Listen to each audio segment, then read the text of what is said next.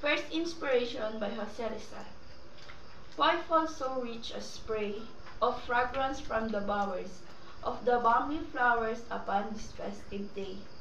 Why from woods and valves do we hear sweet measures ringing, that seem to be the singing of a choir of nightingales? Why in the grass below do birds start at the wind's noises, unleashing their honeyed voices as they hop from bough to bough?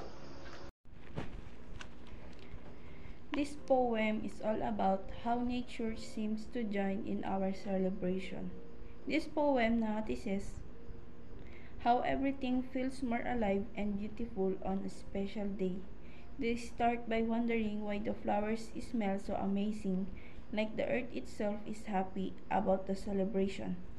They hear beautifully singing nightingales in woods, like a choir joining in festive. This poem shows how nature isn't just a backdrop to our lives. It seems to share our happiness and make the celebration even more special.